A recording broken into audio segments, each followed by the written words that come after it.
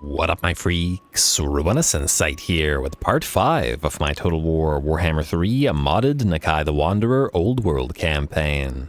So as we saw last time, we were able to spread out a little bit as our skink army has peeled off, and that's our melee skink army incidentally, as we also have our kind of range skirmishy skink army being built over here, though not yet quite ready to peel off, though, well, they are kind of peeled off from Nakai right now, but you know what I mean. Anyway, peeled off and have started to get a nice little bit of variety in terms of the combat that we're doing. We fought greenskins, we fought Nurgle, we fought Corn, I believe we fought somebody else, whether it, I don't remember who it was, but yeah, variety is good, and that's what we're looking to continue getting as, we fought Chaos, that's the one, as we did the quest battle for the Ohm Shard. Can't believe I forgot the main thing that the episode was titled after. Anyway, in terms of what we're doing this time, well, the main thing is this. Last episode I left you guys with a bit of a vote as to whether we keep Khatep around or whether we destroy him here. The vote was, and I guess is, really close at this time. There was only like a few percentage points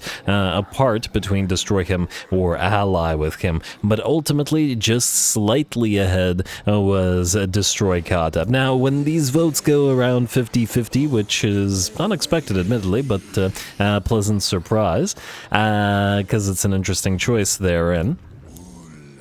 Generally speaking, I mean, I guess half of everybody's going to be unhappy with the ultimate decision, but, well, the democratic process suggests that we wipe Khatep out. Fortunately, though, there are other Tomb Kings, and even if we wipe him out, since there was such a high percentage thinking that we should have a Tomb King ally, we will try to get to one of the other Tomb Kings rather soon, and then try to keep them around. We know High Queen Khalida is down here, so she's a decent option, and then Cetra is across the River Mortis, and we will potentially ally with him as well, as we don't necessarily need to go past him, can wipe out the undead. Plus, this will be an opportunity to fight the Tomb Kings. So, Khatep, sorry buddy, but you're next on the menu for the little skinks. We are going to move you in to reinforce, especially as we need to make sure that we don't suffer so much damage, and that these two armies then immediately attack us and potentially wipe the armies out. Sorry, Khatep.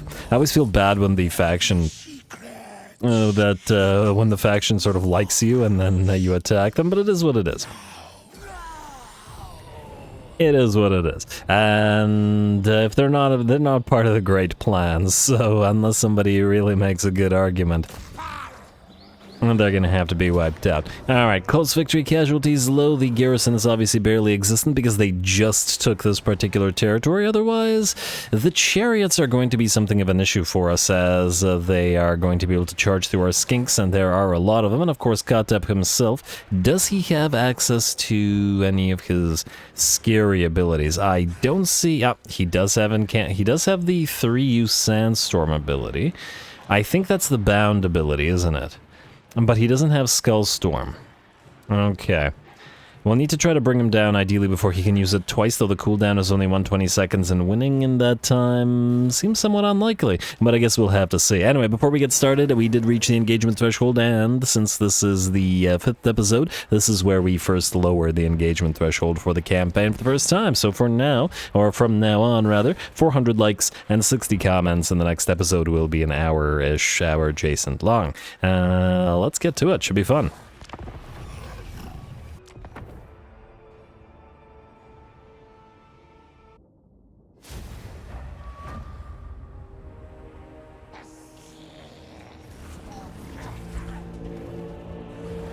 Alrighty, here we go. Tyrannicon splits off from Nakai and immediately starts getting into it. We've got, we faced off against Kugath, and now we face off against Khatep and his Sandstorms. Gonna start the battle off, Vanguard deployed with our Chameleon Skinks and our Skink Skirmishers, all to attack this unit of Necropolis Knights. Try to dish out as much damage as possible, and ideally even bring them down if we can by concentrating all of our fire upon them. and though as to whether that can actually would work out remains to be seen. The Necropolis Knights will try to stop them by charging in with our Skink Chief, but unfortunately they will catch some of our Chameleon Stalkers, and we're going to have to turn and fight them and try and bring them down. Fortunately, we do have quite a bit of melee defense on these guys.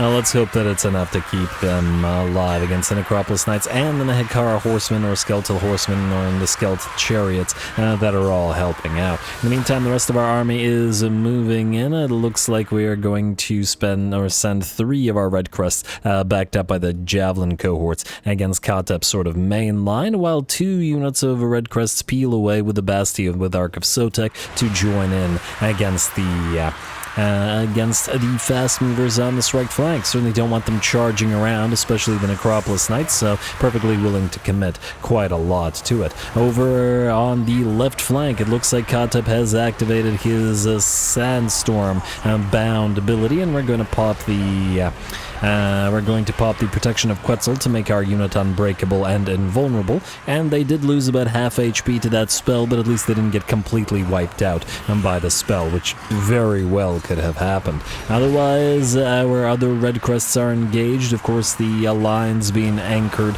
by those Arks of Sotek, and the enemy debuffed as well. And we'll see how well we can do here. Alright, just out of curiosity, I just want to check something. Ark of Sotek. If I can actually select you, game, thank you. So I guess this is a separate ability from poison? Because it just says poison on the enemy. I'm wondering whether this is just applying regular poison to the enemy around, or whether Ark of Sotek is a separate thing, because I'm not seeing it as a... wait, or am I? A moment. Okay, maybe it's there, but the game never lets you actually freaking click anything. Okay, whatever. Something's happening. Arks of Sotek are where they need to be. Skeleton Warriors facing off against our Basti and all of our Red Crests. And of course, the enemy fast movers will continue to act in support, but, well, the vast majority of them, or at least the most important ones, were on the right flank, where they got obliterated. And by this point, they are done for, and we're going to be able to move those units in to help. Mr. Khatep being currently chased down by a red-crested Skink Chief, and he's already suffered a little bit of damage, and has thus activated his potion of healing. Unfortunately for him, the Chariot is probably not going to have an easy time running away from the horned one. Alright, this unit of Red Crest is essentially out here alone, so far has been unsupported, so we gotta get those other units in to help. Fortunately, the cohort of Sotek moves in and the javelins start flying as well. At a pretty appropriate moment. Khatep down to about 20% of his HP. Gotta chase him down before he casts another Sandstorm. We are 3 minutes in, so I do believe he may very well have it active or available to him once more. Otherwise, the balance power is at about 80% in our favor, and it's going in our favor, and aha, there it is. There's the other Sandstorm, and unfortunately, while he did have his ability up, we do not have the protection up again, even though it didn't quite hit those units where the AI wanted it to. Anyway, Khatep, I believe, is done off his chariot, probably wishes that he was on the Casket of Souls, though admittedly, the casket probably would have gotten killed a little bit faster, as it couldn't have escaped. And in this particular army and in this particular situation, it probably wouldn't have gone so well. Alright, just a matter of time now as the last of the enemy Tomb Guard and Skeleton Warriors are getting overrun and melting away all over the map. And of course our Lord chasing down the enemy Lich Priest. There's a Lich Priest of Death right there, and will join its lure in death shortly. Can't wait to get some horned ones on the field as well, not just the mounts. Gotta love that armor, it's fantastic. Alright, down goes the Lich Priest, and I do believe there is one more, but since it's the last unit on the field, the game won't show us its death animation. Oh well.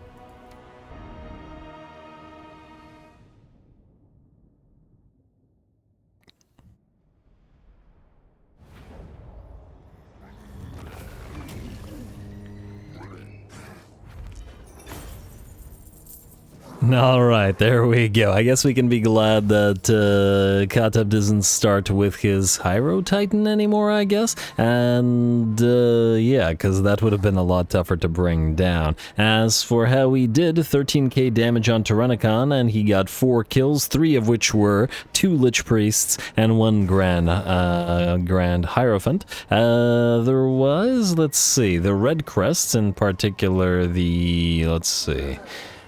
14.5k, 19k on the cohort of Sotek, but that's hardly surprising because there are regiments around. But yeah, 14k, pretty solid damage.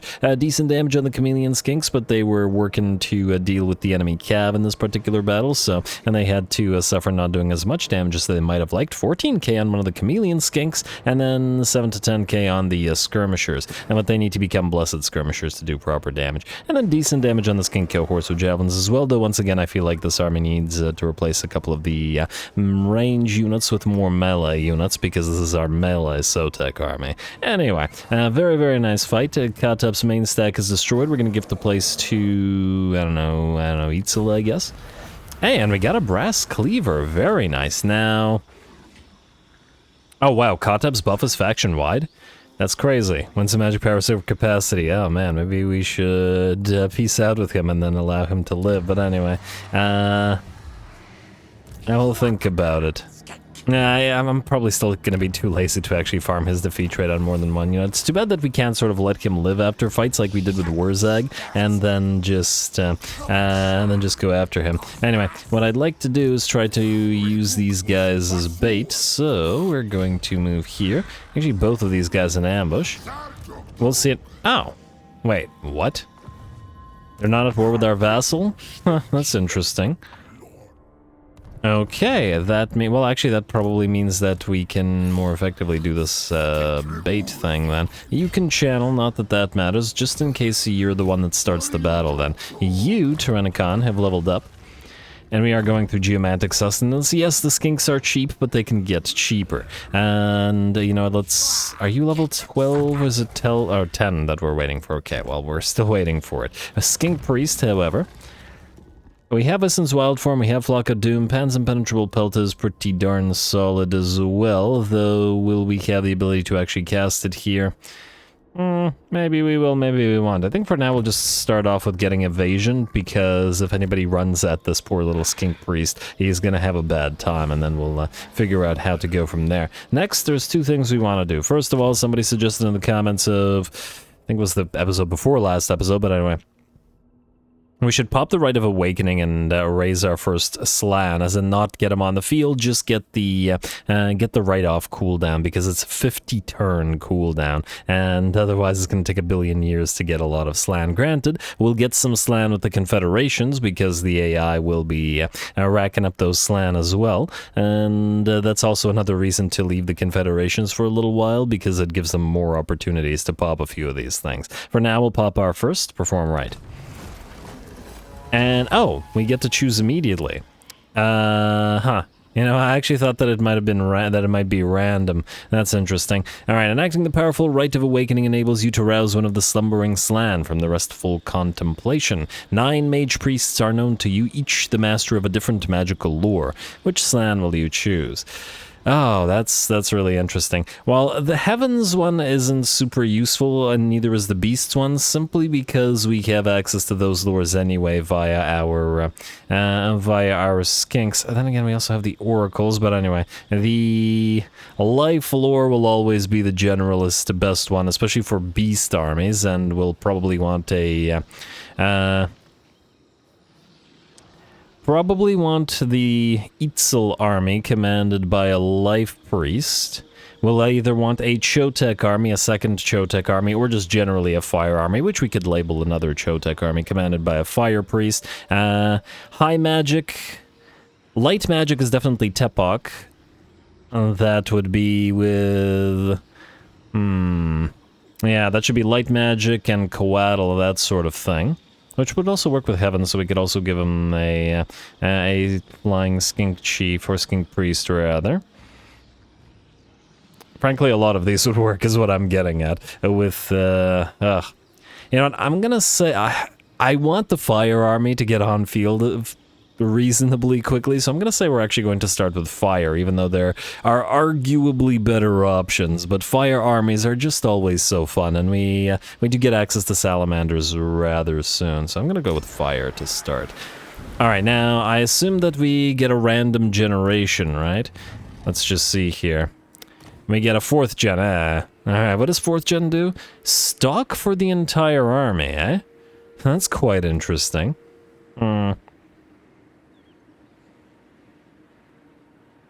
You know what, I kind of like that for the fire army, because the salamander's range isn't crazy strong. It will allow them to close the distance with the enemy army rather than get shot down by artillery and all that sort of stuff. I like it, I think it'll work.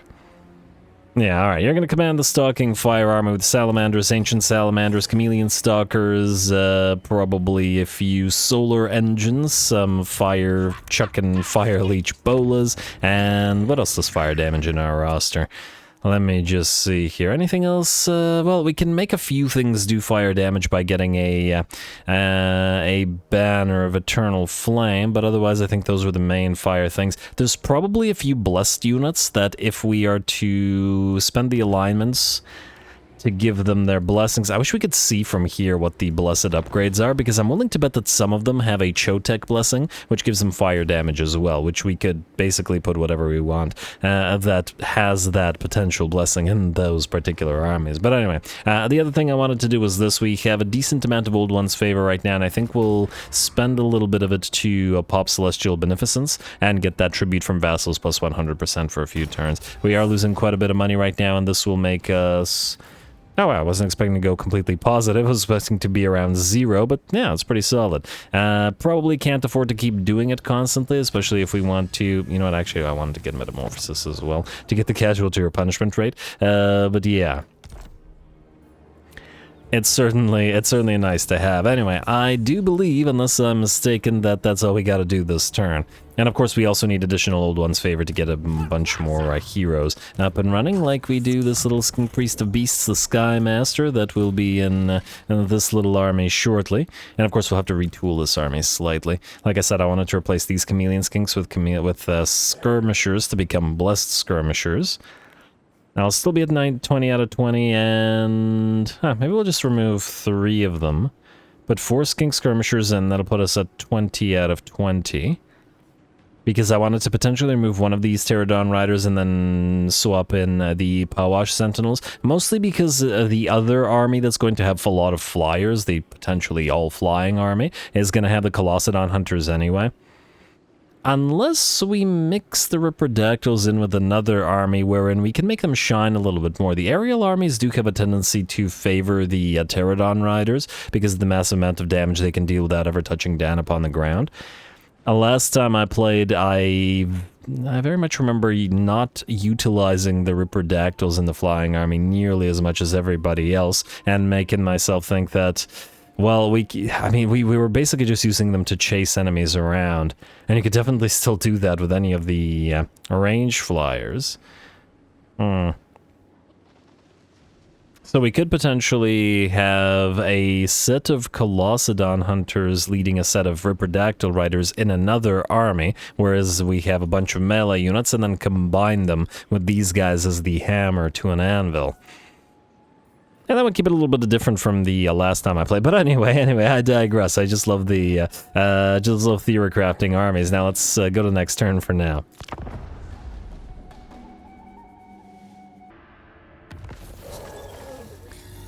Alright, Thief Snatch is destroyed. Admittedly, we did, what, 99.9% of that work, but that's alright. I guess somebody else got to claim their final units. Ambush foiled for Tyrannicon, unfortunately, but the Nurgle army did still approach, and we'll still have to bring that Bilious Thundergup down. Metamorphosis is up, and what is this? Mission aborted. Oh, right, we were supposed to go after the Thief Snatch's hero, but that was never going to happen, so anyway.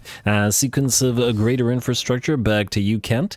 Got to go through it in order to get to that sequence of traversal and the lovely, lovely 20% movement range. Next up, I see the Cornate faction is surprisingly cowardly and is backing away from the Pillar of Bones, which Nakai should be easily able to take.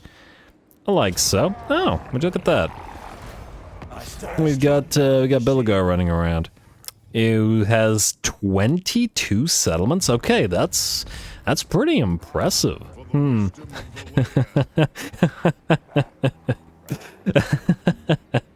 I just the thought came to me, you know, like the intrusive thoughts came to me that was like, should we finish Mazdamundi's work and just wipe all the dwarfs out? And then I just started laughing. Anyway, Pillar of Bones. We got some enemies here, but I think that Nakai might be able to auto-resolve that, but I feel like we got more interesting fights here at the Beast Stone, because this army is a lot weaker than Nakai's is. Plus, it'll be a little bit more work for the flyers to actually do some stuff, so I think we'll just send those guys in. Do these guys have flyers of their own? I don't see any Furies, but they do have those skull cannons, which are going to be irritating. Nonetheless, I think this will be worthy of our attention / fight, so we'll besiege it right now. Then we will send you in. And Cytochrom's going to leech some XP. Like so. I wonder if he'll be able to move into March stance afterwards and then move towards Nakai for a helpful little auto-resolve. We'll see. I doubt it, but we'll see. Anyway, I think... I mean, it's not anything crazy, but I think we'll just still fight this because this is a sort of debut for our regular Pterodon riders, so we might as well. Go.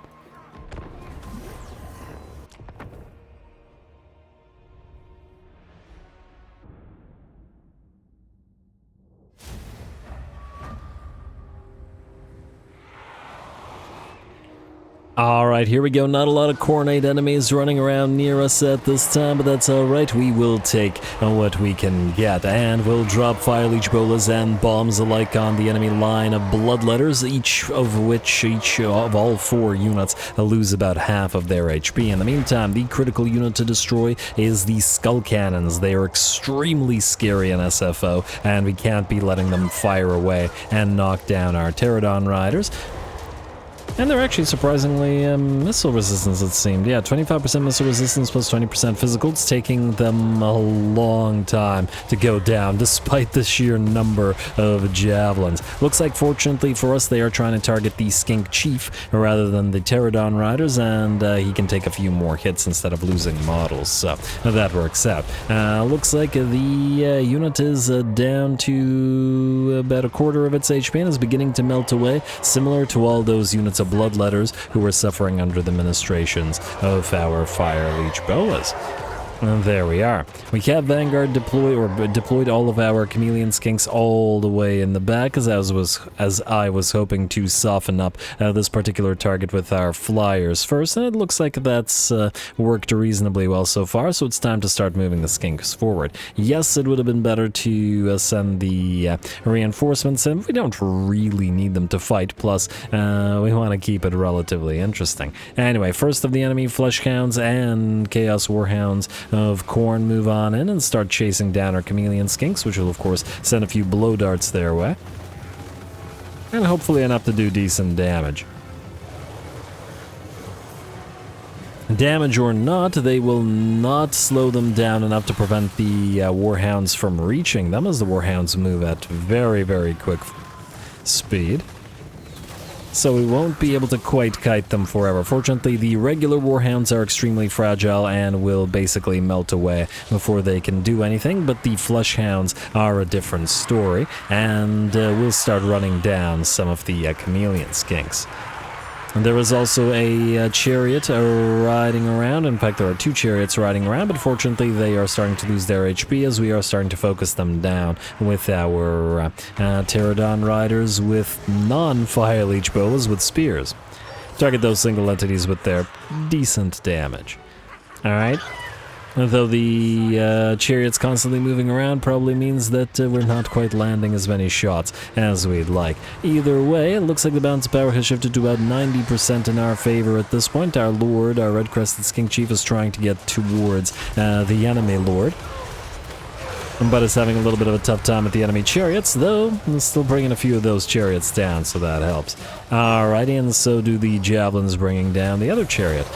Bounce power 95% in our favor now, and we finally found the enemy Lord for this quick little duel.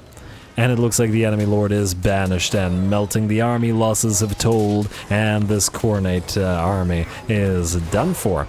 Lovely. Worked out reasonably well. Looks like we did take a bit of damage to a couple of our units of chameleon skinks, but, well, that shouldn't really be surprising in this particular situation, since we more or less let them charge. I mean, we moved forward before we needed to, and we didn't use our reinforcements, and it was still just fine.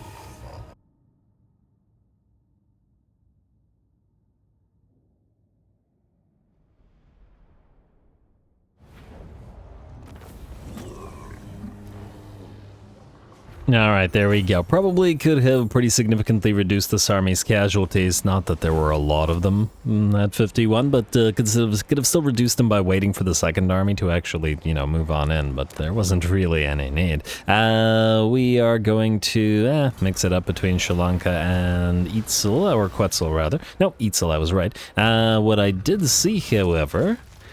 Where were we here? Alright, we gotta assign that brass cleaver to somebody, but the earthing rod and the... Oh, nothing. Never mind. Plaque of Dominion, Rod of the Storm, Earthing Rod. Yeah, the Earthing Rod is the only one. Ah, damn, I was hoping we could combine that into something else. Once again, I don't super care for the Lucky Arrow, so we could combine that with... probably should maintain the Talisman of Preservation or whatever that one is. The weaker variant of it. Yeah. Alright, also, what do you have? Oh, you have the Talisman of Endurance. Alright, so you already have one, and I think all of our lords at least have those. Anyway, you, Cytochrome. Yeah, I don't think there's any way that you're... Yeah, you're not reaching Nakai, at least not this turn, which is fine. Ooh, and I take it the rats start here. I see the high elves start here. Man, they're really kind of encroaching on our territory. I wonder if they'll get into combat or into a fight between Clan Angron. If we are the ones, if we wipe out all the greenskins, and what will happen then? And if we have to pick a side, maybe I'll put another vote up.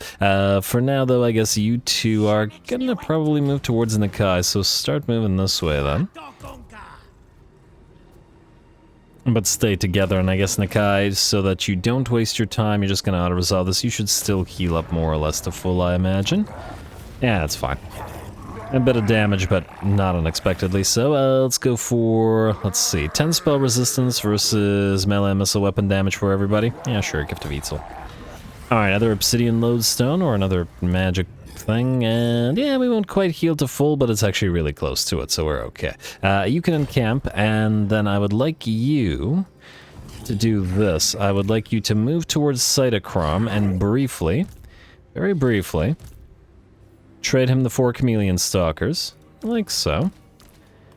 And then take the opportunity to recruit 4 chameleon, or 4 skink skirmishers. Oh, they're so beautifully cheap here. Wait. We still have the war beast focused, right. Alright, so we'll do the chameleon skirmishers right now, or skink skirmishers, everything is chameleons. We'll do the 4 skink skirmishers right now. And then we'll take the opportunity to build some solar engines, a Sacred Croxagore, and then maybe possibly some other Croxagores, depending. Is there any building in Nakai's thing that would allow him to recruit things faster, like at 1 turn rather than 2? I don't think so, is there? Just double checking whether the pyramids might do this for us, and no. And recruitment capacity, no. Okay, in some situations we're gonna have to spend 2 turns recruiting, but it is what it is. Sometimes you gotta just, you know, spend the time. It's worth it to get new units and different armies up and running. Anyway, Tyrannicon, and to a lesser degree, Mr. Tarsik, you are about to fight Nurgle once more. You're still rank 8, so there's not much we can change about that. And I guess we're just gonna move on in. I keep looking around waiting for there to be admin, and there never is, and it feels so weird.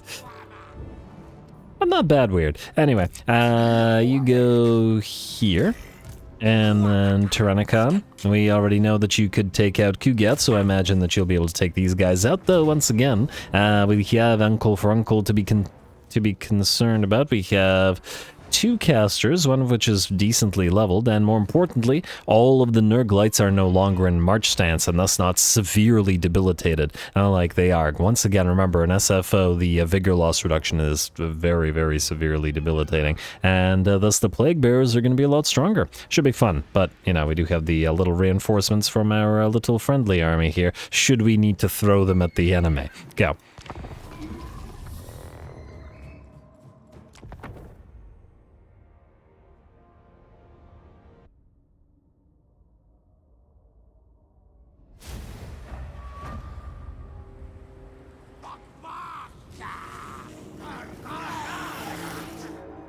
Exactly, little guys. Exactly. Here we go. Should be a pretty darn fun fight. Ah, look how happy our red-crested skink chief is. He's gonna enjoy this. I've never seen a skink look this ecstatic before. Anyway, yeah, this should be a pretty darn fun fight. Concerning number of plague bearers on the enemy side, I believe 6 regular units of plague bearers and 3 units of exalted plague bearers, including the Regiment of Renown, and even the basic plague bearers against skinks in melee should definitely favor the plague bearers between their regeneration and their general tankiness, as we can see. One single unit of plague bearers taking the hits from all of our range units, and the precursor weapons from our chameleon stalkers as well. Try not to miss those guys, come on. You don't have a lot of those. Alright, and we've done so far almost half of the damage to one non-exalted unit of plague bearers. It's going to take some effort to work through this army, I fear. But perhaps that's not such a bad thing, as the skinks should be able to enjoy themselves. Anyway, looks like the enemy is now shadowing us, reacting to the way that our army is forming up and getting ready for the battle lines to connect. Still trying to knock out as many of the plague bearers here from this one unit on the right flank as we can. And the enemy has used fecundity on it. On the bright side, the enemy is far too slow to actually catch the chameleon skinks and the skirmishers if we decide not to engage in melee, and obviously those little skirmisher range units will not, but the rest of our army most likely will. Not that we have too much of a choice in the matter, as the enemy will be moving towards us anyway. Anyway, the plague bearers finally started to drop below half HP, and we will continue backing off and annoying them, but this is a lot of resources committed to one single tier 2 infantry unit. Again, this is our sort of a melee skink army, so we can't really be relying on the range to do too much damage anyway. So, anyway, here we go. The cohort of Sotek charges on in with the Ark of Sotek moving in to back it up, and ooh, it looks like the enemy is going to pop a Blight Boil right on top of these guys, which ain't great, taking out about 50% of their HP. I just missed the Blight Boil in the charge while moving, unfortunately, otherwise I would have, and definitely should have, popped a Refuse to Die. But frankly, I didn't even know that the AI had Blight Boil available to it. It rarely does have the high-level spells so early, so kind of surprised. Anyway, looks like the battle is joined. The Arks of Sotek and the red-crested skinks have arrived and are facing off against those droves of plague bearers all over the battlefield. Miasma Pestilence comes down and debuffs us, which is not so great. And admittedly, all of our armor piercing is somewhat wasted on the low to mediumly armored regular plague bearers. And obviously the same for the Nurglings. Uncle for Uncle definitely in the fight now, and we're trying to focus it down with the Javelineers that we have, all the while we distracted with our red-crested skink chief. Fortunately, the stratagem does seem to be paying off, as Uncle for Uncle is down to about 50% of his HP, and the Warrior's Crest, massive increase to the melee defense, is keeping our red crest in the fight. So it's working reasonably well. And of course, we still have the line anchors, our units of Arks of Sotek, spaced sort of nearly equidistantly all around the battlefield, and dishing out as much damage with their little mini vortexes as they possibly can. Anyway, our Red Crest activation is now done, which means we've started to take damage on our Lord, but fortunately Uncle for Uncle is down to a quarter of its HP and no longer super viable. Hopefully a few more volleys from those Javelineers will take him out. And ooh, the Regiment of Renown of the... no, it's just regular Exalted Plague Bearers of Nurgle are almost kind of matching our color scheme. Not so much these skinks, but they definitely feel like they match the color scheme of the Pterodon Riders, which is quite interesting. Anyway, Uncle for Uncle is just about done for, moving in to try to get a couple last blows in on our Basti before melting away. Oh, and getting a few more vomits out. And down he goes.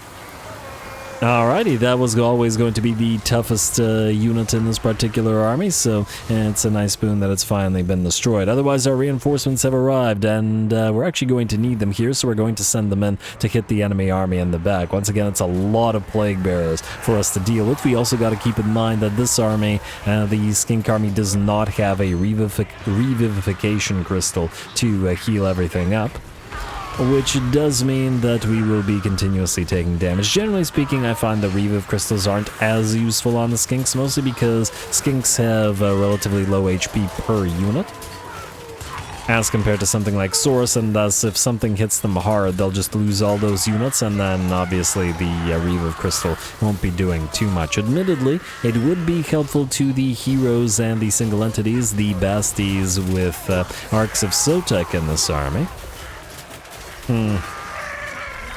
But at the same time, we don't have a lot of room for additional units here, so... Well, either way, with that, the enemy army is done. Our reinforcements have arrived and charged the enemy in the rear. And most of their army may begun to collapse at that point, and we were able to destroy them all. Lovely. Decisive victory for us, and a pretty nice field battle.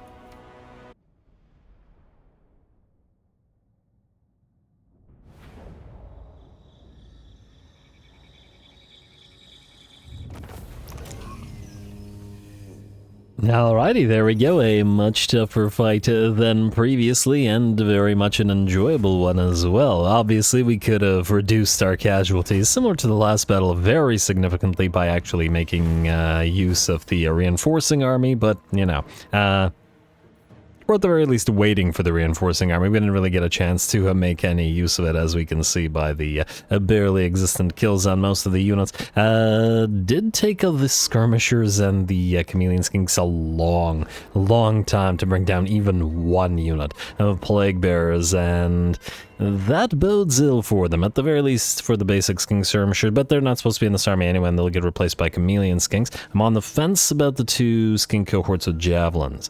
We'll see. Anyway, we got a shield of Talos, we got a scarecrow banner, decent find. It's a lot of money. It's a lot of money to turn down, money that we need for various things.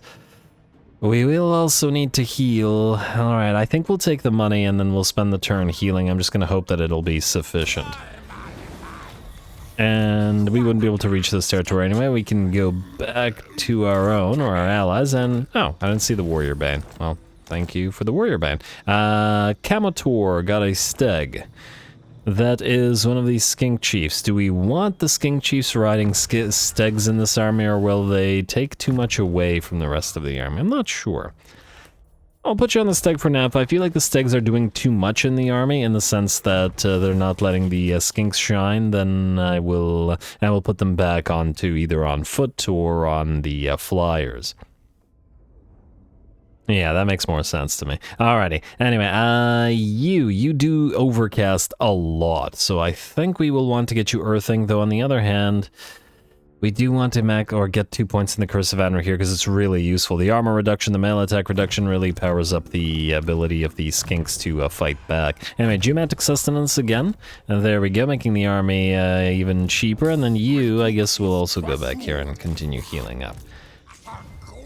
And then we'll afterwards move down, we'll try to grab Rusty Dagger's Hold, and then we have to loop back around to get the rest of Khatep's territories before continuing our work with Nurgle. Now, the rest of you are good. We are recruiting with Nakai, our money is positive. We could actually soon probably build a tier 4 ziggurat, although I think it might actually be more advantageous, let me just see here, to start upgrading these.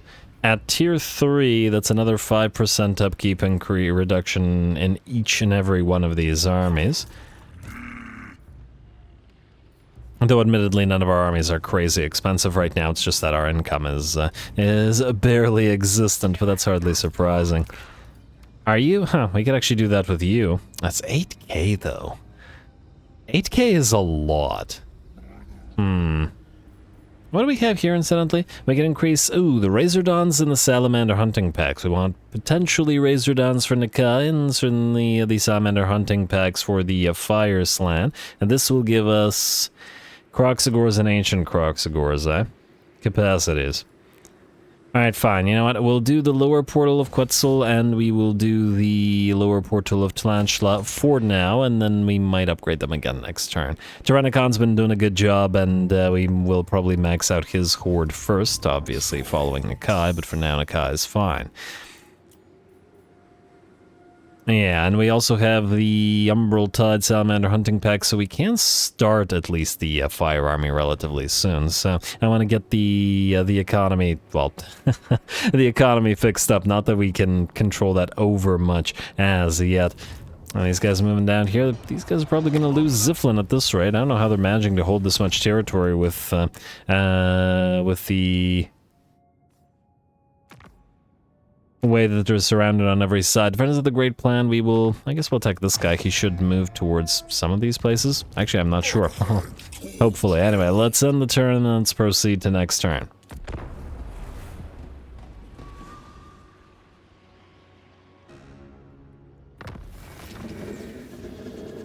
Alright, Clan Vulcan destroyed. Shouldn't that be with a U? But anyway, Clan Vulcan destroyed. A monstrous kinship. Recruitment for monster... Wait, are you telling... Does that count the...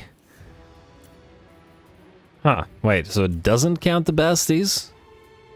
It counts Croxagors, clearly. Alright, we also have Warbeast Focus, which does not count... Oh, right, I saw last time that this seems to be broken, right? It doesn't seem to be doing anything.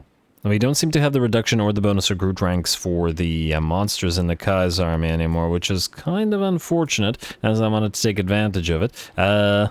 I take it this thing is counting...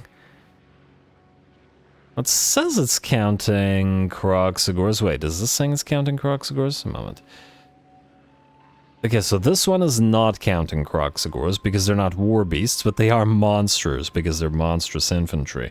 So I guess this one is working anyway, so we still should take advantage of it. Anyway, I'm going to read this. A battle-scarred Source Oldblood has come to your attention at the urging of the mage priests. More feral than his brethren, he has a natural empathy with the great beasts of Lustria, who rally to him as one of their own. With much fasting and meditation, others are learning to commune in this fashion. As a result, recruitment costs for monstrous creatures have fallen faction-wide. Swably. Alrighty, now...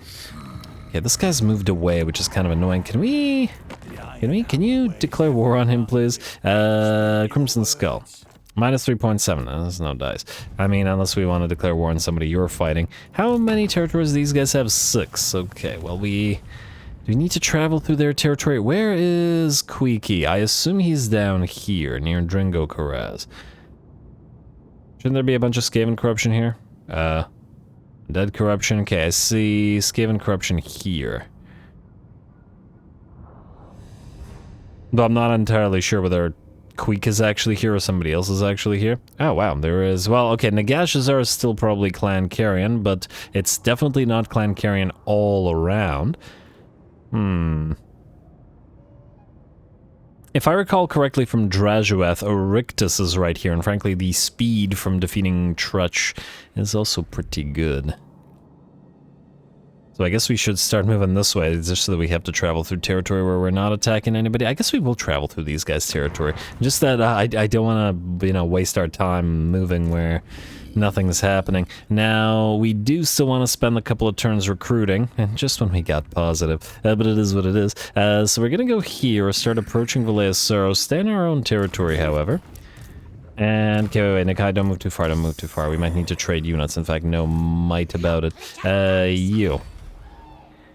Okay, how do we do this? Who has what, and who needs what? So, you and Nakai. Nakai wants those Chameleon Stalkers back. For now, trade these King Skirmishers to this guy. And then you can move on in. Then, we'll probably want additional Croxagor capacities, because I did want some Croxagors in the other armies, which means building these two things, but well, we'll want to take some stuff before we do. Do we go for Rusty Dagger's Hold, or do we... Would you... Where are you going? You could take this right here. It's barely defended. Tomb King garrisons are atrocious. If we tell you to attack this, will you actually occupy it? Let's give it a shot. See if these guys listen or do anything worth our time. I do think we should move to Kazad Drung first, however. Yes, it'll probably mean fighting the Nurglites at a higher health level than before, but probably necessary. Oh, if we want to build those things up, we need, or those buildings, we'll need to change our stance.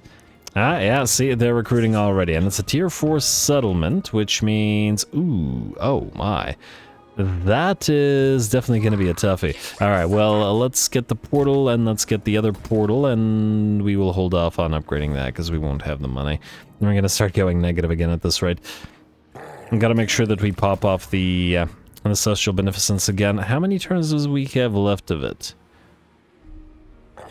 3 more turns, okay, just gotta make sure. Now, Nakai. Starting with you. We want the besties with solar engines. And I guess we'll build all 3 right now. It does mean sitting here for 2 turns at least. And we'll build 1 Sacred Kroxigor for now, because, well, we only have 1 here. In the meantime, I guess we could do a few names. Steg, you will be Spike. Let's do, okay, well, Nakai's army has actually a lot of names already, so let's do one that isn't in Nakai's army. How about these chameleon skinks? Kekleon, okay, what the heck? Kekleon Hit Squad? Hit Squad, and what skinks? Do question marks work? They do not work. Okay. Yeah, okay. Some symbols definitely don't work, so that shouldn't be surprising at this point. Anyway, let's do, I don't know, where are we here? Fire Leech Bolas or Pterodon Riders, doesn't really matter. These 2 have been around the longest, so they probably deserve some names since they've, and so the Sky, or the Skies, whatever, they should deserve some names because they are high ranked, and frankly, a lot everybody wants to name the Saurus, or the monstrous units, the Kroxigors, the Dinos and stuff. We have a billion skinks, and so few skink names. Anyway, just a few for now. We'll add more later. I just want to make sure that we swap out these guys. Okay, who has what? You, okay, so the skink skirmishers, you. Oh, they can't reach them anyway? Okay, fine. We'll do so next turn. You're recruiting, everybody else is fine, everybody is stuck. If we join your war against the Red Fangs, who might start marching back towards us, let's see, Red Fang, 6.5, you join our war against the Crimson Skull, and hopefully thereby destroy this little army, because I don't want to waste time chasing it. And you can give us, okay, oh wow, Belagar. How do you have no money? You have 22 settlements. That's iffy. It's very iffy. Oh, wait. This will piss off. You know what? Well, do we care about this? I'll just do it for now. Alright, I'm not going to do a non-aggression pact with him because who knows, we might ally with the elves instead of the dwarfs if they start fighting each other. It's a distinct possibility. Anyway, you 2 are stuck, you guys are doing what you're supposed to be doing. Let's double check Diplo, though I don't imagine that there's too much point. Yeah, just paranoidly checking. And frankly, Exiles of Nehek could peace out now. But now that we own like half of their territory or some portion of their territory, it's going to bother me. So yeah, we're not gonna, at least not now. End turn.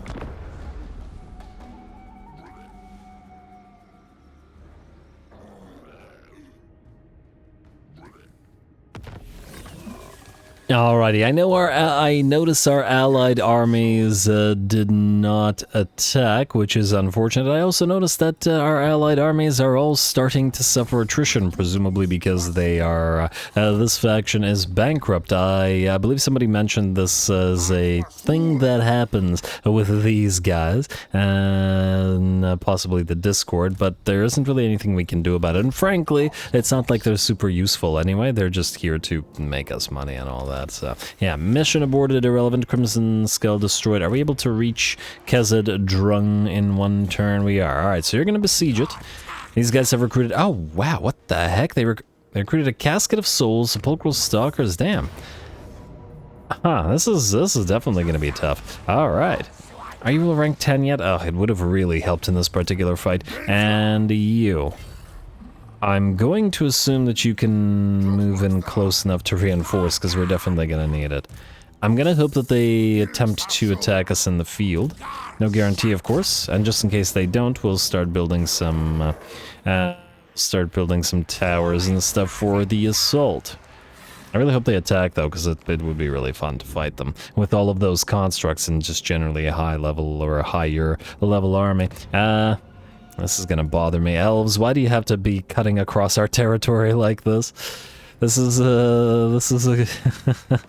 this is how you get your entire faction wiped out. Anyway, Nakai, you've got 2 more turns of this, right? So don't switch off anything. We've got 1 more turn of Beast Focus without knowing whether it actually works or not. And we were going to build a couple more Kroxigors in Nakai's army at least, so that we can slowly start swapping the already super high rank Kroxis to the other army. So I think what we'll do is, let's see. Alright, so you basically just have a smattering of random troops. First of all, switch out these Skink Skirmishers with some of these Chameleon Skinks, like so. Alright, and ooh, also, well, I was about to say we should check on the Lords and Heroes available and stuff, but at the same time we can't really afford any right now. Sacred Duty and Eternal... Sacred Duty does what? Melee attack plus 10, and then Eternal Duty does melee defense plus 10. Experience gain, ooh, character experience gain. That's fine, but it's nothing crazy. Anyway, we don't really have room to move any units out unless we delete these Chameleon Skinks. I was gonna keep these Skink cohorts with Javelins in this army, though... I do like the Chameleon Skinks. The thing is, if we want additional Kroxigors, and we do want Kroxigors in this Kroxigor army, because all the Kroxigor lords buff Kroxigors, yeah, fine, we're gonna get rid of the Chameleon Skinks. This bother me that we recruited them, but we don't have room right now. We got room for other stuff, though. Alright, and then I would like you to trade with Nakai. He's going to need to lose... Alright, lose these 4 Kroxis, just briefly. Just so that we can take advantage of building these Kroxis for super cheap. So let's go 1, 2, 3. That's also gonna bother me. But it is what it is. And then... You know what? Build 2 regular Kroxis. And we will already have... Nah. Then we'll have twice as many Sacred Kroxigors as regular Kroxigors. Maybe this is fine. Unless we want the other army to have 2 Sacred Kroxigors, but I don't want them to go too heavy into Kroxigors. Though on the other hand, he is the Kroxigor Lord, and they're never gonna get cheaper to recruit. I wish it was... Okay, let's do it 2 more. And then we'll want the regular Kroxigors as well, a couple, especially since we'll want a couple of them to eventually turn into Blessed Kroxigors. But, oh, actually speaking of Blessed Kroxigors, just out of curiosity, we can get them here at 250 though. I wonder if it gives us 1 immediately or not. Granted, at 375 they're a little bit steep for us right now, but it is certainly something to consider. We also do have the Jurisdiction of the Beast available if we want to start moving around really quick. Attrition and stuff on Under Siege doesn't help us. Anyway, you're gonna besiege. Nakai is recruiting. Nobody else can or wants to do anything. You have the upkeep reduction. We could get the casualty or punishment trait for you. Well, you know what? Let's hold on to the cash for now.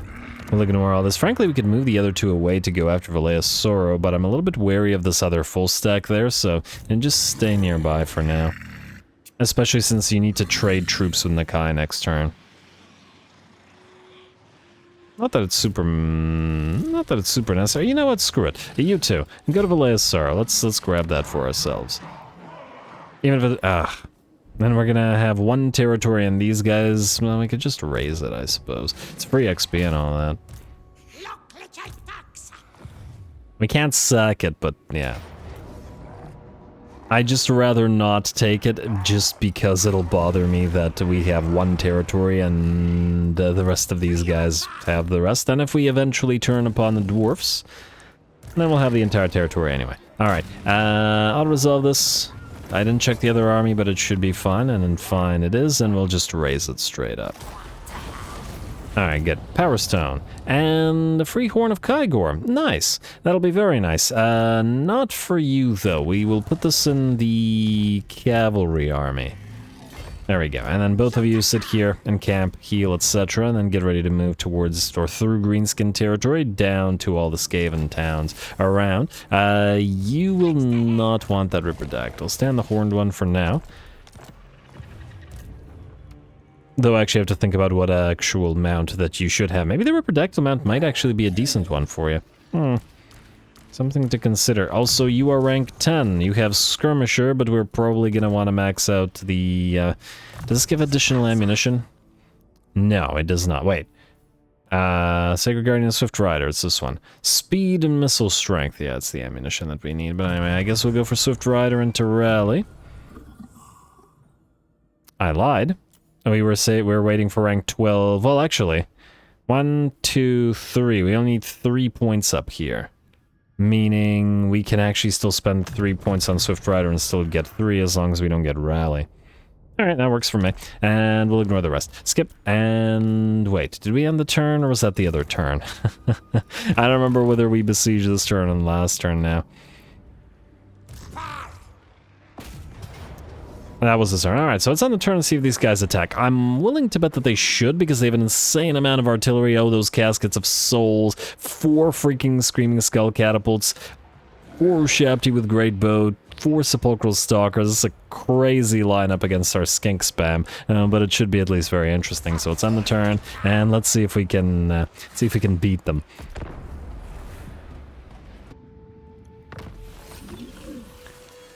Hey, they did it, but they sacked it rather than occupying it. Oh, why are you being like this? And on top of that, these cowards decided not to sally out and attack us. Come on now.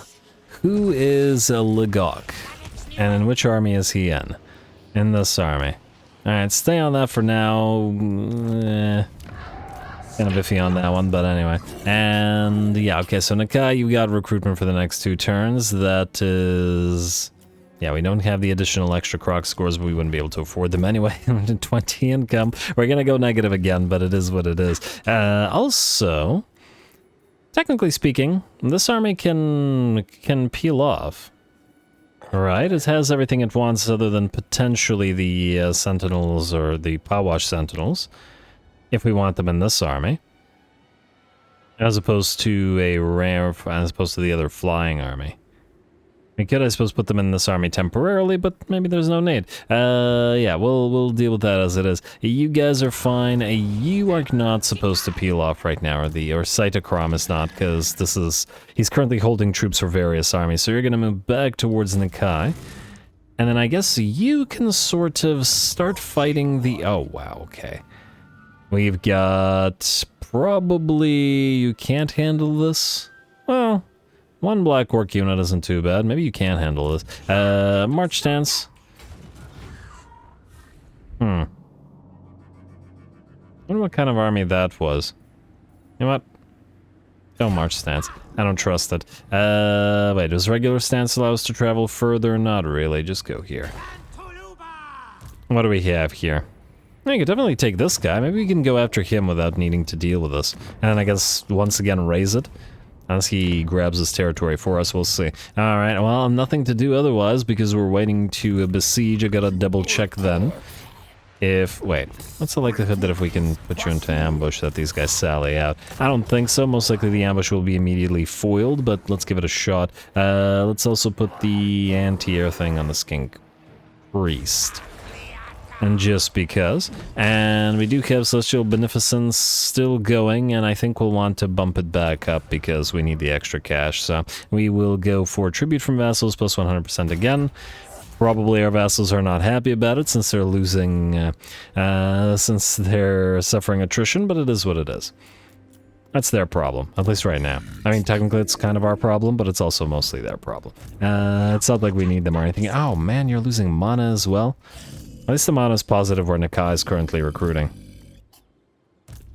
Alright, I guess that's another end turn, nothing to do. Alright, hopefully these guys sally out this time.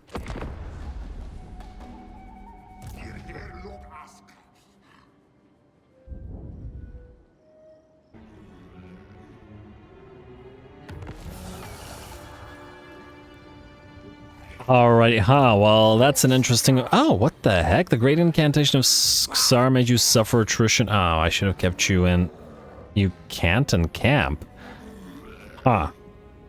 Well, that's interesting. Well, the sandstorms make you suffer attrition. Frankly, we don't really care whether you survive. And another cavalry. Wait, doubling up? I wonder if these stack.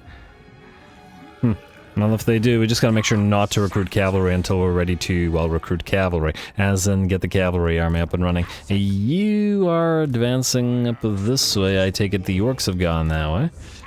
Black Crag probably wouldn't fall to this army because this army needs to fight essentially field battles unless we want to just, you know, annoy enemies.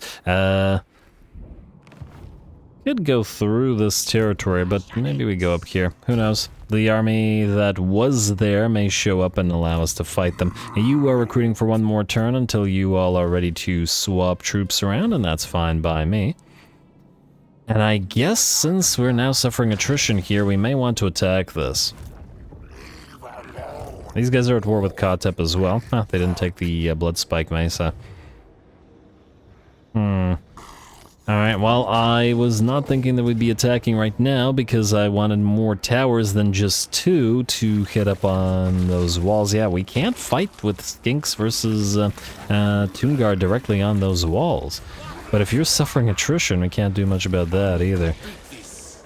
Maybe if you suffer enough attrition, the enemy will actually move towards us.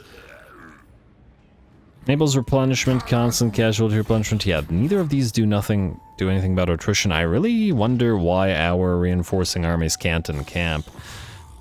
We could move this army away, and then these guys would then definitely attack us in the field, but that's a little bit much. They only have 6 Tomb Guard, but it's not like we have a huge amount of melee as well, and they'll have those Ushabti summons and stuff, and it's just too much range for the Skinks. At least until they're leveled up and maxed out.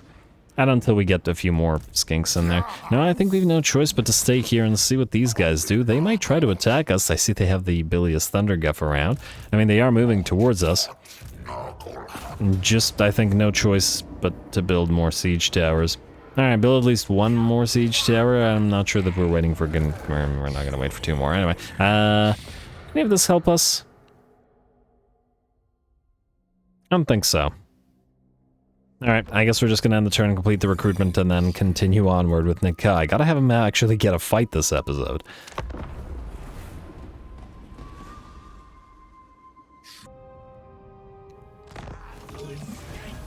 Alright, there we go. We've recruited more Kroxigors, but have gone negative again, but you can't have too many Kroxigors, so that is worthwhile. Now, okay, so we'll need to swap units. So first of all, you two. Let's start with you. The Basties with Solar Engine are obviously going to your army. Nakai, you're going to want to grab the Chameleon Stalkers. And you have 1 extra unit. I mean, we weren't going to keep the Steg in this army. Technically speaking, we don't necessarily need 3 Basties with Reviv Crystal, although it is nice to have everybody in the army healing, but let's swap 1 away. And I guess we'll need these guys to have at least 1 more Solar Engine. We have a decent amount of Croxies. These guys are going to keep the already leveled Croxies as well. In fact, this feels like it might be too many Croxies for Nakai. I'll probably get rid of the 2 of the Sacred Croxies and replace them with 2 Blessed regular Croxies so that we have 2, 2, and 2. But I guess they can stay here for now until we get the Blessed Croxies, right? Or until we can evolve some. Yeah, I like that. Alrighty, Nakai, take the Chameleon Skinks. Or, yeah, Chameleon Stalkers. Cytochrome, you now have Solar Engines, Croxies, Skink Cohorts, and then you're holding the Cavalry for the other army. Alright. Now, I am not seeing that Orky army. Oh, I see the Crooked Mooner out here. This might be somewhere fun that this Skink army can do things. What do we have in Carrick Ziflin? Basically nothing. Looks like this guy's going for it. I guess we're not going to grab it because they are... Oh. I don't know whether they can hold all of this. Go for it anyway. Oh, it's going to be all Plagueinated too. You know what? Auto-resolve. Yeah, tiny bit of damage. I think we'll just do this, whatever. Whatever, I don't care that we're occupying the same territory as these guys, it doesn't matter. And then I guess you are going to encamp and stay out of the plague area, but move forward. There might be more enemies potentially to fight here. And we could declare war on these guys as well, though I fear that they would not be willing to fight us. And what's Kugath doing? He's basically sticking around, and it's kind of making me nervous because these guys... Well, nothing's happening here. What is this? Oh, 1 turn until the army is gone. Okay, well, if there's 1 turn until the army is gone, I imagine that we've no choice but to attack. So attack we shall. Go.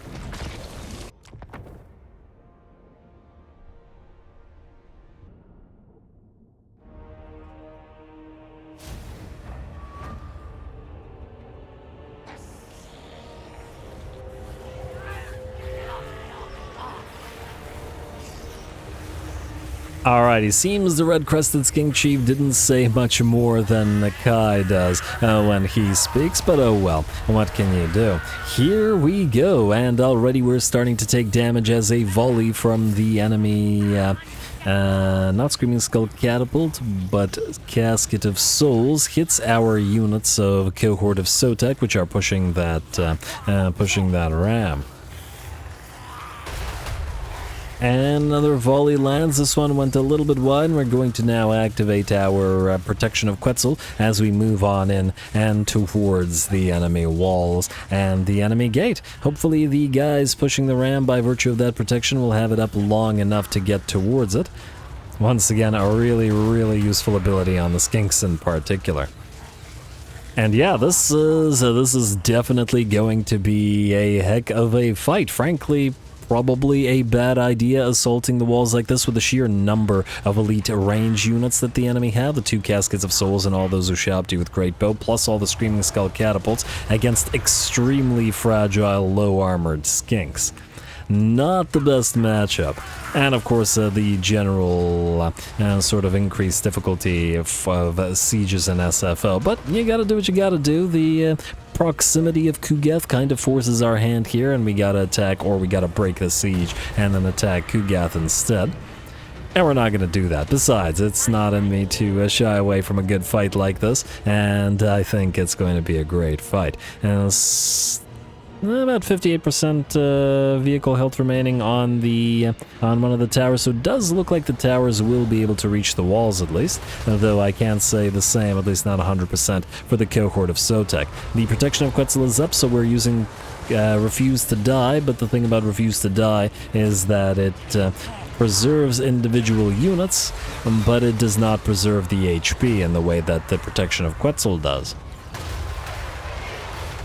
And thus this unit is nearly destroyed down to about 10% of its HP, which is really, really not enough, but it is finally drawn the ram close to the gate and will begin breaking through it just as our towers arrive and start disgorging their red crests up on top of the walls. Granted, this may also be a terrible, terrible idea because a couple volleys from the enemy Caskets of Souls or Screaming Skull Catapults into these blobbed up units would probably dish out massive damage. But once again, you gotta do what you got. You gotta do what you gotta do. And oh, Screaming Skull, don't you dare! Oh wow, wow, that was a perfect hit. The accuracy, pretty darn impressive. Anyway, we can't stay up here. We gotta get off of these walls right quick. And so the red crests are gonna come on down and start distracting as many of the enemy Ushabti with Great Bow and range units as they can. With the gate broken through by the ram, the Cohort of Sotek having managed to bring us towards it, but the cohort is now going to have to back off because they're so severely damaged they can no longer participate in this battle. But it was worth it, as with the gate opened up, we've got our Dino and our Lord in, and they knock out the first of the enemy Caskets of Souls. And of course our Basties with Ark of Sotek are going to follow their path. There's a Tomb Scorpion running around or skittering around among our red crests who are attempting to bring down the first of the enemy units of Ushabti with Great Bow. And the Ushabti are or the Great Bow variant of Ushabti are pretty terrible in melee, so the red crests, even without any units supporting, should be able to deal with them just fine. I don't know how a battle between a Basti with Ark of Sotek and a Tomb Scorpion would go. Kind of an interesting question. And both kind of serving to be infantry blenders to some degree, or at least damage dealers.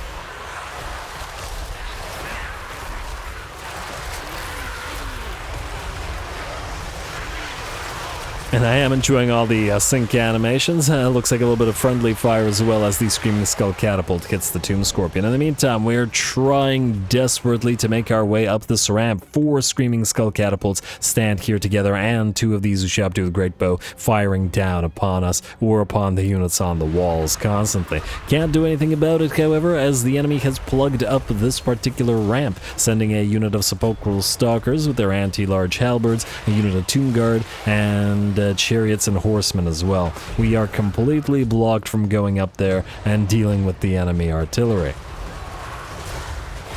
Which means the artillery will keep firing. Fortunately, we do have the reinforcing army and then units to feed to those artillery pieces. As such, we're going to be sending all of our reinforcing army's units up on the walls by whatever means they can get up there, and just so that they can take hits, and hopefully that'll allow us to not take too many more hits on our red crests, other than the cohort of Sotek. But just generally speaking. We've also got the Feral Cold Ones from the reinforcements. These aren't our Feral Cold Ones, but they will be hopefully quite helpful here if they can quickly move to join in against the fight of against those units that have been blocking this ramp. It is absolutely critical that we get this ramp cleared as fast as possible to get to the enemy artillery. I'm just doing whatever we can do. Anyway, looks like the Tomb Scorpion is nearly done. Pretty much defeated by this unit of this Basti with Ark of Sotek. Which has been fighting... well, they've been fighting one-on-one for a while. But hey, at least we now know that the Basti with Ark of Sotek will defeat a Tomb Scorpion. Assuming this is the only one the enemy has, and the Realm of Souls activates. I don't know what level this is, but it is probably concerning. Screaming Skulls keep firing down, and it looks like one of our units of Red Crests has routed. The other unit that was near it, both of these having gone over the wall through the towers, is now getting overrun, and we do have to be careful about them. Gonna try to help them out as best we can, giving the Flock of Doom, or popping the Flock of Doom off on the blob, attempting to attack those Red Crests, and we are still not able to go through that ramp. The ramp, rather. Still trying to move towards the enemy and just sending whatever units we can from our reinforcing army up on top of the walls in order to distract the enemy, but not being able to do so by using the gate, as every single unit seems to be moving away from the gate when ordered to go through it. Pathing is always generally horrendous for these things, for siege battles, but it's particularly bad here by the looks of it. As, yeah, I kept trying and trying with the Chameleon Stalkers and other units, and they just really refused to go through the gate. You can do it very, very slowly, one by one. But you have to sort of put them partially through the gate. Anyway, enemy's still holding off our Raptor Tide without the named Raptor Tide unit, though it looks like they will lose critical mass and will have to let us through sooner rather than later. And drowning the undead in bodies is pretty darn hilarious, but hey, if it works, it works. Tried and true strategy. They should know, and they're getting a little bit of a taste of their own medicine.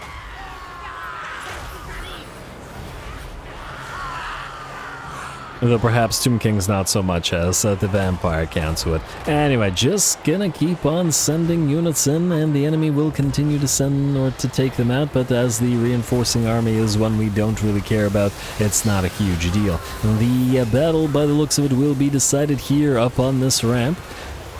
And I figured it would be important to be here, but I didn't figure the enemy would try this hard to hold us back. Now an Ark of Sotek has arrived to shed a little bit of extra damage with its ability. I do believe a unit of Red Crest is attempting, in vain most likely, to make their way through the piles of Feral Cold Ones there. Ooh, looks like the units that were holding back enemies on the right flank, the Red Crest and the Basti, have routed, and I'd wager the Skink cohort will rout as well rather shortly. Unfortunate, but what can you do? We do also have our Our other lord here with 70 melee defense, pretty solid.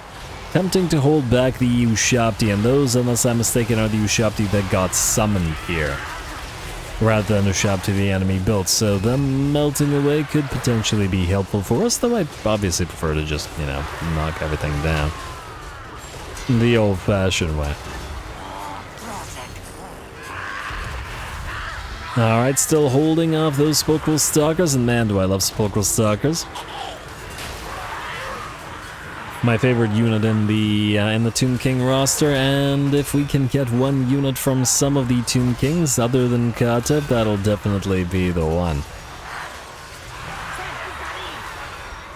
Alrighty, and the balance of power has finally shifted in our favor. Still, the endless bombardment continues, but hopefully not for too much longer. Though it took a lot of damage, we are finally breaking our way free of that ramp. And are moving towards those Screaming Skull catapults.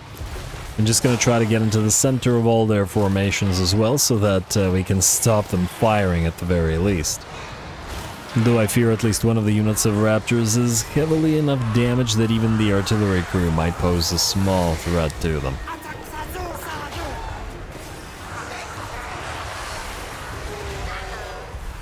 Alrighty, and the balance of power is still climbing slowly, little by little, but the Red Crests have routed as well, but the Feral Cold Ones are, at least some of them, still in the fight, and thus are ready to move forward against those, let's say, Arcane Artillery. I mean, they are Arcane Artillery, I guess, but Screaming Skull Catapults.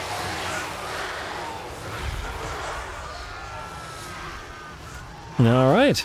And just a matter of time now, hopefully. Ooh, our reinforcing lord is down to like 15% of his HP, which ain't so great, and I do believe our main lord is now routing, having fought off, or having been in the fight with the enemy Sepulchral Stalkers and the enemy Tomb Prince at the same time. Good on the Sepulchral Stalkers, though, for doing well in melee, and in fact seeing off one of our basties with Arcs of Sotek. And then by seeing off, I don't mean killed, but rather just forced off the battlefield. Routed, that's the word.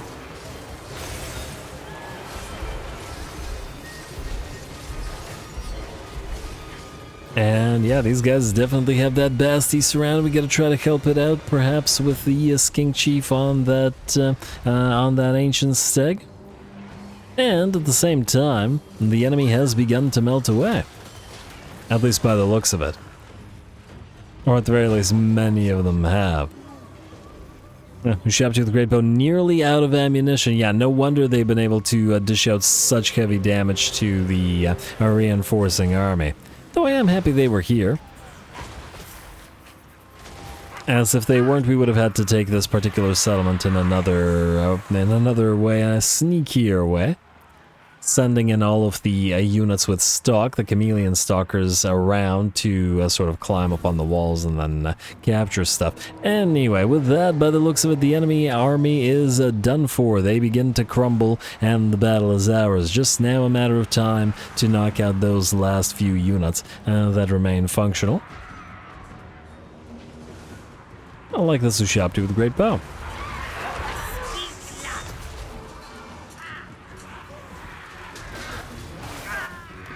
Alright, so this is the last unit on the field. Tactically, there's not much to say at all. Just gotta try to enjoy this action against them, even if they aren't really melee fighters.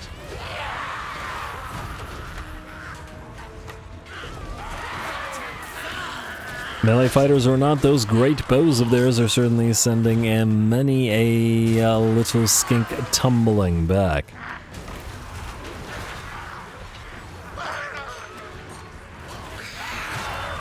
Alrighty, and perhaps I should have sent a few more units to help out with these guys, as the skink cohort from the second army is really struggling, and ooh, we really don't want the Basti with Arc of Sotek to be destroyed here.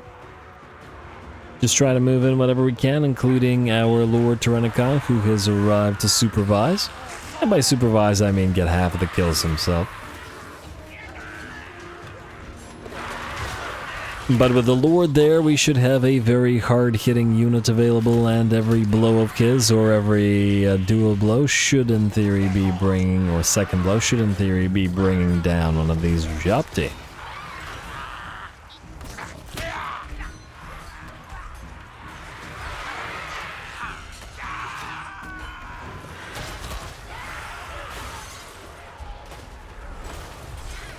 Alrighty, just waiting for them to crumble away. The entire enemy army's been crumbling for a while, and this is the last unit on the field.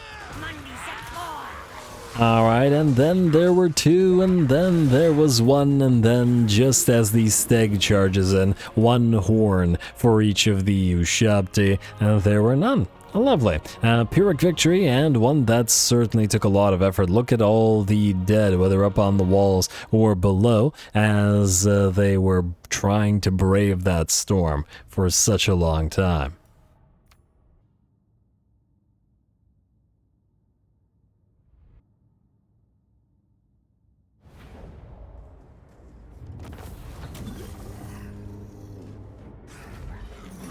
Ooh, now that is what I call a siege. A Pyrrhic victory, massive casualties, units fleeing from the walls as they continue to be bombarded by all that enemy artillery. The AI actually doing a good job of making use of the choke points and preventing us from rushing the enemy Screaming Skull catapults and stuff. Absolutely beautiful sight to behold. The only thing I wish is that a lot of the losses weren't facilitated by the fact that the pathing was super screwy and a lot of our units were refusing to go through the main gate, but at the end of the day we overcame it, even if it was at the cost of a lot of damage to our basties and our red crests. Nonetheless, a very nice fight. We are, well, let's see, what do we have here? This will give us the Beasts of Itzel ability. You know what, I do like that summon. Emergency summon would have really helped us if we could summon in that particular battle, I think. So we'll actually go for Gift of Itzel again, and don't move too far. And then staying in camp and stance outside of Kazad Drung. This little army will go away. Wait. I was wondering whether you could reach Kugath immediately, but no. Pterodon for Conscript. You're another skink chief, that's fine. Oh, I wonder if that means you're level 10 now. Because if you are, let me see here. Yes, beautiful. Alright, rank 10 means you're gonna go immediately into Quan Chi's Blessing, into Imposing Stature to buff up the skinks, and Energetic, I guess, and Swift Communication. Probably also want all of this stuff here. But I think we want to prioritize upgrading the skinks first. Also, just out of curiosity, do you... Okay, yeah, let's max the replenish troops out on both, just so that I don't forget. Otherwise, leadership, I'm gonna say no, keep going through energetic, missile damage, and melee damage. I'm just thinking if Kugath immediately attacks us, we want to, you know, be able to react to him. Let's get another point in Curse of Anra here so we can overcast it, and then you, sir.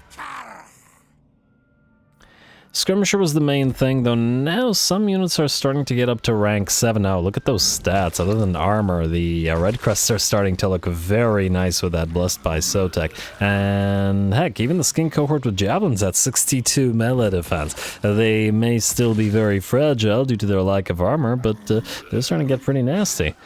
Yeah, Chameleon Skinks are good. Skink Skirmishers are the only ones that are out of place here, I think. 72 melee defense on the Stalkers. I take it this won't give us any additional... Actually, Spawnkin will give them even more melee defense. I love it. And missile resistance, that would have been really nice here. But anyway, we'll still move through towards Renowned and Feared. Let us go for... Frankly, the Skink army was one army that might actually get some good usage out of Lightning Strikes, so we'll probably go for Lightning Strike at some point, but we'll prioritize Renowned and Feared for all the good stuff here, and then go through this in order to get the rank 7 buffs and the Stand Your Ground. Alright, now, anything else we need to do this turn? You're recruiting for one last turn. Oh, no, you're not recruiting for one last turn. I lied. That was this turn. Well, that's good. Alrighty, then I guess we have to figure out which way we go. Well, this army is already here and is waiting to see what's going on. I was originally intending to send an army to deal with all the greenskins up here, but at the end of the day, this army can't peel away from Nakai as yet because it's carrying other troops. And yes, technically we could raise the other lord add to this army. Another one of these Sotek champions, they're quite nice. But I think we're not going to do that, because we still need to be able to recruit with Nakai's force. So Nakai, you're going to, I guess, march stance, doesn't really matter. And then you will march stance as well and just follow along. Travels through some of these green-skin territories, raising our way to the Skaven and the Cornates, and that should be nearby. Arbol should be... Oh, I wonder if Arbol got wiped out. No, he's still here. Okay, good. I don't remember what his defeat rate is in SFO. Let's hope that it isn't atrocious. And hey, sequence of traversal is up and running as well. Very nice. Campaign movement range bonus. I think we earned it with that particular siege. And skip the building upgrades less, unless we want a building upgrade. No, not enough money. Even if after all that post-battle loot, still not enough. Let's grab the Tomb of Kaliamon rather quick and kill off Kugath and start moving southward with this army. Now no longer supported by one of these guys, but, well, let's see if we get another mission from them. Wish we could set it to auto-take whatever mission you have, but anyway.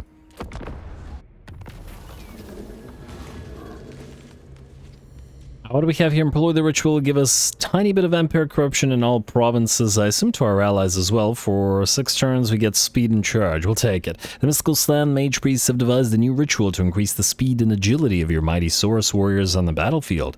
However, such advances always come at a price. Some of those who fall may rise corrupted, and the unliving are an abomination in the eyes of old ones. The old ones. Alright, sequence of traversal up and running, and hey, Kugath, you've actually moved in. He wants that rematch, because now it's Kugath and the Bilious Thunderguth, eh? Interesting, and of course he's not in march stance anymore. Good for him. Well, we now have that slan availability, and on top of that we also have the, yeah, we're gonna go sequence of command. On top of the slan availability, we have the cavalry army, which we want to peel off, and start to... Queeky! I was going to try to find you with our main stag, but pretty much every stag could use the defeat trait on Queek. It's, I don't remember what exactly it is, but it includes, I believe, 5% upkeep reduction for the entire army. So you're going to go here, and you're going to see if you can't hunt Queek down, and if you have to fight Scarsnink, you will. I should actually be really careful with this army because I'm kind of throwing it into an unsupported, and it's not yet leveled enough with its units in order to take advantage of a lot of stuff. Either way, you are still saving the rest of your points. Let's level these guys up just in case they immediately get attacked. You're saving your points for Huan Chi's Blessing to buff up all the skinks, so I lied about you. You stay on the dino. You have Huan Chi's Blessing. Let's get you, I guess, some opposing stature. Yeah, it's melee defense, which isn't super useful on these guys, but it's better than nothing. And you, definitely gonna want Flock of Doom and Visen's Wild Form and Wild Heart. Alright. And unfortunately we don't have as much mana as I'd like either, but, well, we're just gonna have to deal with it. Anyway, Nakai and Co. Huh. Wonder where Queek is gonna go. I wonder if from here we'd be able to jump. Well, either way, we'll stop on by the Black Crag. Yeah, just go march stance. Get as close to it as you possibly can, and then just make sure that you're near to this guy.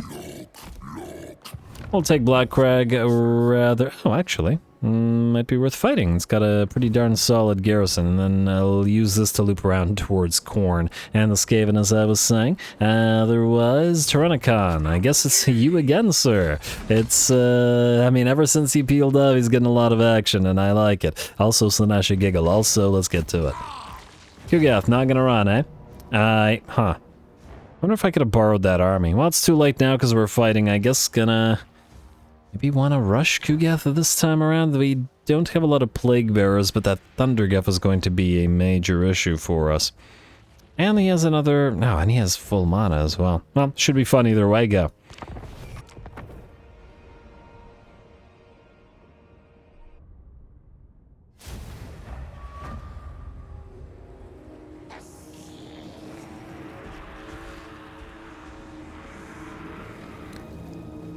Alrighty, here we go. Lizardmen again. Not much for speeches. I wonder if Slan make long speeches. Gonna have to see when we have a few Slan lords on field. But for now, Kugath, round 2. Round coup, I should say. As we head on in, we're gonna start the battle off by trying to damage this unit of Demon Spew Forsaken as much as we can while we move directly towards Kugath. This time, however, we have somebody who actually has the HP pool necessary to distract him. So we sent in our Stegodon riding skink in, and hopefully Kugath will be too distracted dealing with it to do anything else while we try to damage his army over on the left flank. It does look like we've taken a little bit of damage to one of our units of Chameleon Stalkers that are directly trying to fight the Demon Spew and some of the Plague Toads, or Pox Riders I should say.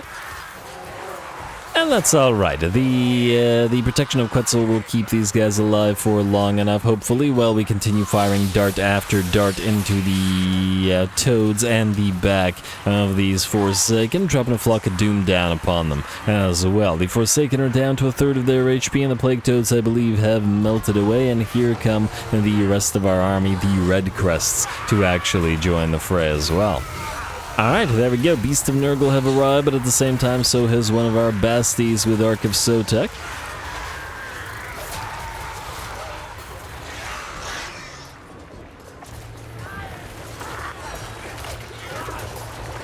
And all over the map, there is a much, let's say, easier picture than we've gotten used to with fighting this faction. Instead of Plague Bearers, it's mostly Nurglings, and the Red Crest should be able to tear through those Nurglings, especially unsupported, without too much trouble, and without losing too much HP as well. Alright. All looking pretty good. Kugath's still distracted, and our Lord is chasing down the enemy Sorcerer, Chaos Sorcerer of Nurgle of Death. Can't be eating those Spirit Leeches all day. Looks like the enemy did try to get around us with another unit of Pox Riders, but fortunately we were able to move one of the dinos in to intercept it. Although there are enough Nurglings, or there were enough Nurglings to charge all of our units of Skink Cohort with Javelins, and thus they're more or less distracted and not chucking too many Javelins their way. That's alright though. You can get them a little bit of melee action as well. They'll still be reasonably decent melee fighters. Another flock of doom upon the big old blob of Nurglings. There'll be 4 Nurglings getting hit at the same time by it. And Kugath is still being distracted by the Skink Chief, who is now down to about half of his HP. That big HP pool of the bigger dino is slowly getting worked through, but it's definitely worth it so far. Out here, the Bilious Thunderguff has arrived, which has slowly sort of traversed the battlefield to decide to join the fray here on the left flank, where the fighting was thickest. Appropriate place to send it, but we'll see how many thousands of blow darts this thing can take. It will have the massive amount of physical and missile resistance that the Giants have in SFO, 50% missile, 10% physical. And this is definitely not going to be taking too much in the way of damage, but we can distract the big old dino here, which is now down to about half HP. And ooh, the enemy has popped Fecundity specifically on the Bilious Thunderguff. Smart move most likely, but nonetheless, that's 4 units of Skirmishers and Chameleon Skinks, all focusing the thing down for several minutes straight. And by the looks of it, even the Bilious Thunderguff can't take this kind of punishment. It's down to about 10% of its HP, and the Nurglings all over the map are nearly melted away as well, and it looks like Kugath's army is very much on the way out. A couple more hits and the Thunderguff will go down, in fact will collapse as it gets bowled over by the Basti with Ark of Sotek, but that gives it a few more seconds of life before the darts finally bring it to its knees and bring it down. Otherwise, Kugath is melting away. We're using that tried and true strategy that we learned for the first time facing off against them by using the protection of Quetzal on our unit of Red Crests. who can thus directly attack him without getting obliterated in melee. And of course the dinos attacking him from a direction, from several directions. Our lord hitting away at him from out of his shadow, looking tiny by comparison. And then at last, with the javelins coming down upon him as well. And Kugath goes down, and another victory for Tyrannicon. Very nice. Close victory, but I think we did pretty darn good this time. Kugath only dishing out half of an HP damage to that one skink chief is definitely better than what he was able to achieve before by chucking his Nurglings at us. Lovely.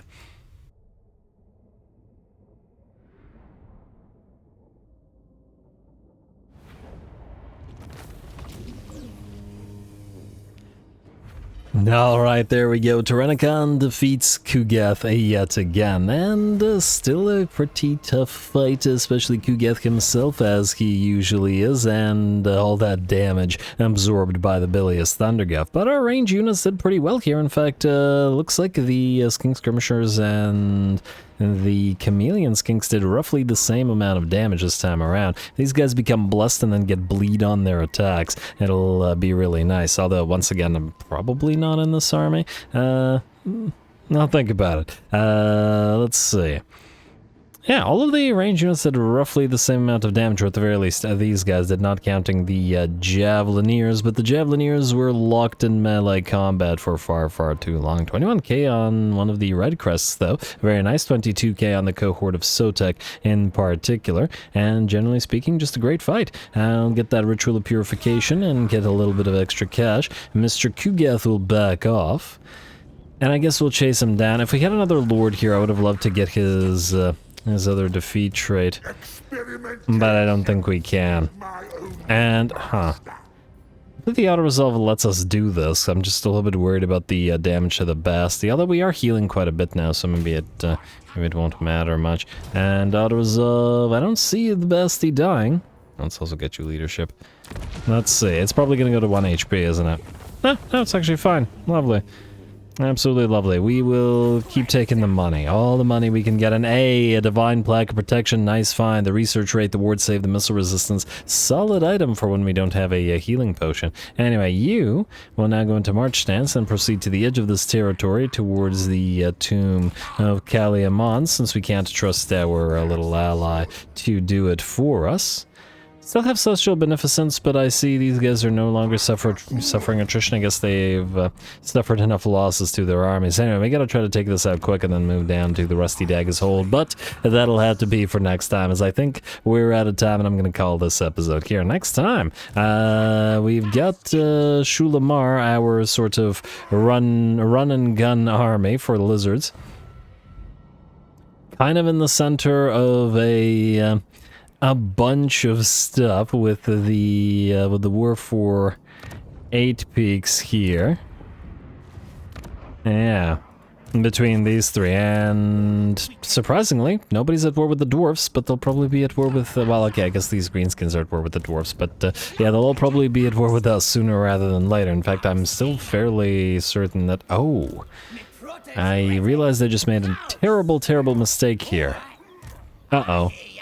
Okay, well, if Shulamar dies, Shulamar dies. I just realized that we should never be in tunneling stance with this army, because it means that it'll have nowhere to run if it gets attacked, because, well, these guys can't really back off. Ooh. Well, if it happens, it happens. I guess we'll have to find out next time. Otherwise, we'll take a look at wiping out a Black Crag and then continuing to move southward for Skaven and for Khorne, as I've said repeatedly and hopefully throughout the course of this episode, and then maybe peel off our next army if possible. It's not Cytochrome, but, well, he'll be holding various different kinds of units for a while and traveling with Nakai. Do have to try to unlock the next army as fast as we can. Maybe we can get enough money to and go up to tier 5 and then build the upkeep capacity, increased army capacity thing. Is it +1? Yeah, it's either +1. And just to get either the Slan or a Saurus Old Blood or whoever on field, we do need somebody to take the Cav army, but this army should function by itself decently well, so we can also peel it off to go after stuff when Nakai does not want to peel off in a different direction. Anyway, more Nakai to come. Stay tuned. Don't forget to leave those likes and comments below, especially the threshold. All glory to the algorithm, and thanks for watching.